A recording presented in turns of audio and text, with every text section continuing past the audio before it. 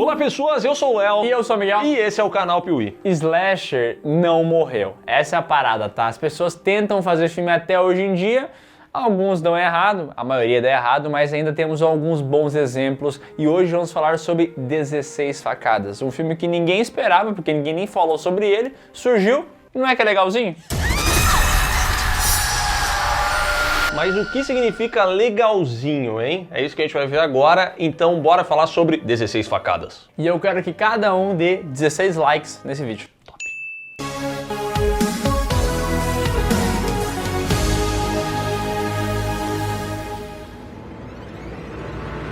Como a gente já falou várias vezes aqui no canal Piuí, o gênero slasher ele surgiu há muito tempo no passado, tem alguns bons exemplos, mas a verdade é que dos anos 90 pra cá o subgênero tá em baixa. Temos alguns bons filmes, como Halloween 2018, Os Pânicos, que são bons filmes ainda, mas assim, a maioria desses slashers que lançam são aqueles filmes Jaguara, que a gente assiste no streaming, que vai ter um assassino mascarado, ele sempre vai ter uma violência aqui, uma nudez ali, e é por isso que quando anunciaram esse tal de 16 Facadas, a gente viu que no pôster tinha um cidadão com uma máscara, o meu sensor já falou assim, ih rapaz, lá vem aqueles filmes que a gente já viu 1 milhão de vezes e tal. Lá vem os merda.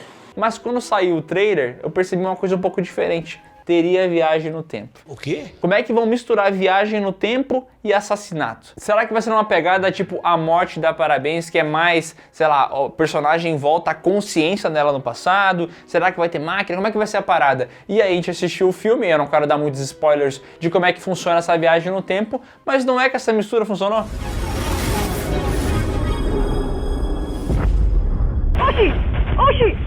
Ela acaba servindo para criar uma certa diferenciação entre 16 Facadas e os outros 100 slashers que são lançados todos os anos e que acabam seguindo a mesma linha. E outra coisa que para mim acaba dando um pouco mais de personalidade a esse filme é esse caráter mais juvenil que ele tem. Então é um filme que claramente mira uma audiência um pouco mais jovem, ele tem uma boa dose de humor junto com tudo isso, e essas situações acabam fazendo uma aventura que funciona bem e que me lembrou muito a trilogia Rua do Medo da Netflix. Em vários momentos eu meio que criei algumas associações, apesar de eu achar que esse filme aqui é um pouco menos horror e um pouco mais comédia do que aquela trilogia Rua do Medo, sabe? Tem um assassino à solta e você trouxe a gente pra floresta. Ai, meu Deus!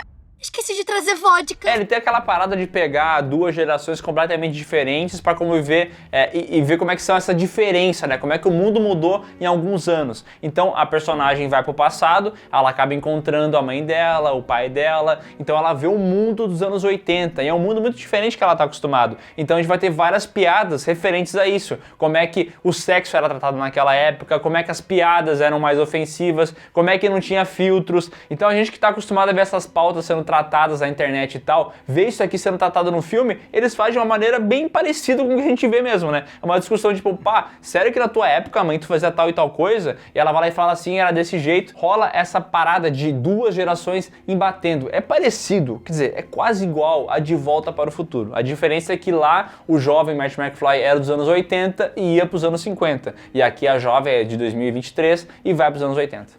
Esse filme aqui, na verdade, ele bebe de várias fontes, né? Uma delas é De Volta para o Futuro, obviamente, que é referenciado no filme, que tem a mesma dinâmica, esse choque de gerações, que rende boas brincadeiras, inclusive, porque ela vai comentar sobre, sei lá, eu gosto de tal artista porque ele apoia a preservação da mata. Aí ela vai pro passado, isso não faz sentido nenhum, ninguém tem essa mentalidade, ele vai fazer piada com TikTok, enfim, ele vai fazer várias dessas piadinhas que acabam funcionando, então ele tem essa referência de Volta para o Futuro, ele tem a referência de Stranger Things, de ter os jovens fazendo alguma coisa, como que a gente faz essa viagem no tempo funcionar e tudo mais. Ele tem também muito de Pânico, então vai ter a mesma coisa de quem será que é o assassino, e aí tem aquele grupo de pessoas, de repente alguém começa a suspeitar de um deles. É um filme que consegue beber de várias fontes e criar uma aventura que, apesar de não ser em nenhum momento única, de não ser diferente demais, ela consegue ser divertida. Um ponto positivo de 16 Facadas é que ele é um filme que não foca muito na violência, entendeu? Então a gente vai ter uma facada aqui ou ali, mas não vai ter aquele grafismo que, por exemplo, a gente assiste num Rua do Medo. Uma coisa que eu não gostava muito do Rua do Medo é isso, né? Tipo, ele é filme feito pra adolescente, jovens adolescentes, só que ele foca muito na tripa, escorrendo e tal, e aqui não tem muito isso, né? Não tem mesmo. A diretora Nadia Khan, ela consegue até fazer algumas perseguições interessantes ali do assassino. E inventivas, tá? No início desse filme aqui tem uma cena envolvendo a mãe da protagonista que eu não esperava. Sabe, ela vem do nada essa cena assim, ela é bem dirigida, é até é cômica, né? Porque não faz muito sentido uma mãe de família tá fazendo aquilo, mas é uma parada que ela soube gravar a cena, né? Ela consegue misturar bem a parte do humor, que claramente é o ponto forte, junto com essas perseguições que às vezes acabam funcionando. E tudo isso também acaba rolando bem porque a Kiernan Shipka, ali a protagonista, a Sabrina, ela manda muito bem, entendeu? Ela consegue carregar o filme, então ele acaba funcionando. É um filme que não vai trazer nada de revolucionário, mas ao mesmo tempo ele consegue fazer um arroz com feijão bem feito, entendeu? Uma comédia de horror divertida, focada no público adolescente. Porra! Uma coisa que é importante a ser dita aqui é o seguinte, é um filme que tem muito adolescente, então a gente vai ter vários personagens. A maioria deles não vai ser muito bem trabalhado e alguns deles até bem insuportáveis, mas é normal, né? É um filme de adolescente, então a gente sabe que vai ter personagem chato. Quando você é jovem, tudo faz sentido porque você é Chato.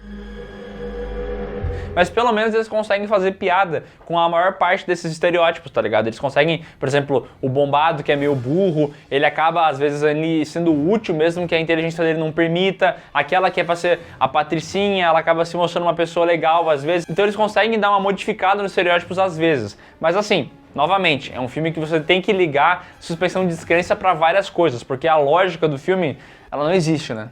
Cara, eu não sei se é porque eu fui assistir esse filme sem pretensão alguma, que sinceramente poucas coisas me incomodaram, a minha expectativa era muito baixa, eu acho que ele me entregou na média, assim, acho que é um filme despretensioso e essa pra mim é a maior qualidade dele.